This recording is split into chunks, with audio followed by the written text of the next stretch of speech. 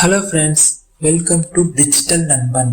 இன்னைக்கு நம்ம வீடியோவில் இ-சேவை மையம் போகிறதுக்கு முன்னாடி தெரிஞ்சுக்க வேண்டிய 10 முக்கியமான இன்ஃபர்மேஷனை பற்றி தான் பார்க்க போகிறோம். இந்த இன்ஃபர்மேஷன் உங்கள் நேரத்தையும் பணத்தையும் சேவ் பண்ணக்கூடியதாக இருக்கும். ஸோ வீடியோவை ஸ்கிப் பண்ணாமல் கடைசி எண்டு வரைக்கும் பாருங்கள். வாங்க வீடியோக்குள்ளே போகலாம். ஃபர்ஸ்ட் இன்ஃபர்மேஷன், நீங்கள் இ-சேவை மையம் போகிறதுக்கு முன்னாடி உங்களுக்கு தேவையான டாக்குமெண்ட்டை ரெடி பண்ணிவிட்டு இ-சேவை மையத்துக்கு எடுத்துகிட்டு போங்க. டாக்குமெண்ட் இல்லாமல் போனீங்கன்னா திரும்ப நீங்கள் வீட்டுக்கே வர வேண்டியது வரும். செகண்ட் இன்ஃபர்மேஷன், உங்கள் ஆதாரோட இணைக்கப்பட்ட ஃபோன் நம்பரை எப்போதுமே ஆக்டிவாக இருக்கிற மாதிரி பார்த்துக்குங்க. இப்போ பெரும்பாலான அரசு சேவைகளுக்கு ஓடிபி கட்டாயமாக்கப்பட்டிருக்குது.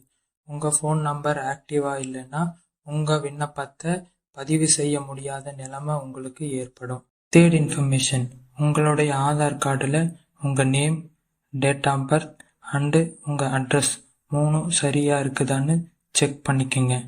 இந்த 3ல் ஏதேனும் தவறான தகவல் இருந்துச்சுன்னா உங்கள் அப்ளிகேஷன் ரிஜெக்ட் ஆகக்கூடிய வாய்ப்பு நிறையவே இருக்குது. ஃபோர்த் இன்ஃபர்மேஷன், இ-சேவை மையத்தில் உங்களுடைய ஆவணங்களை நீங்கள் பதிவு செய்ய கொடுக்கும்போது அது தெளிவாக படிக்கக்கூடிய நிலையில் இருக்கான்னு பார்த்துட்டு கொடுங்க. தெளிவில்லாத ஆவணங்களை எக்காரணத்தை கொண்டும் கொடுக்காதீங்க. ஃபிஃப்த் இன்ஃபர்மேஷன், உங்களுடைய விண்ணப்பத்தை பதிவு செய்யறதுக்கு முன்னாடி உங்களுடைய விண்ணப்ப கட்டணம் எவ்வளவுன்னு முன்பே கேட்டு வச்சுக்கோங்க. சில சர்வீஸ்க்கு application charges plus extra charges ரெண்டுமே வசூலிக்கப்படலாம். சிக்ஸ்த் இன்ஃபர்மேஷன், உங்களுடைய விண்ணப்பத்தை பதிவு செஞ்சதுக்கப்புறம் உங்களுடைய விண்ணப்ப ரசீதை மறக்காமல் கேட்டு வாங்கி வச்சுக்கோங்க. இது உங்கள் விண்ணப்ப நிலையை அறிய உங்களுக்கு ரொம்பவே யூஸ்ஃபுல்லாக இருக்கும்.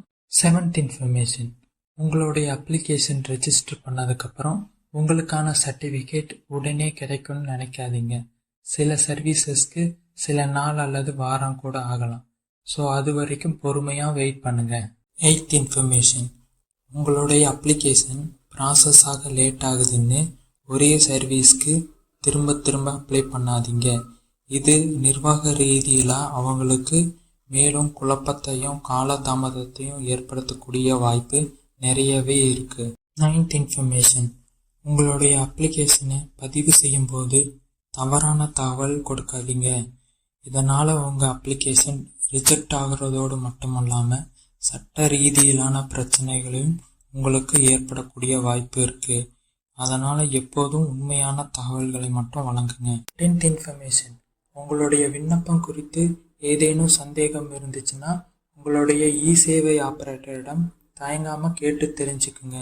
சரியான தகவலை தெரிஞ்சுக்கிட்டு விண்ணப்பிச்சிங்கன்னா உங்கள் வேலை சீக்கிரமாகவே முடிஞ்சிடும்.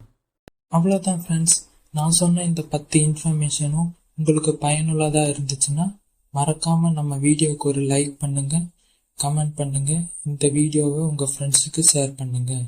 மேலும் இது போல் பயனுள்ள தகவல்களை தெரிஞ்சுக்க டிஜிட்டல் நண்பன் சேனலை சப்ஸ்கிரைப் பண்ணுங்கள்.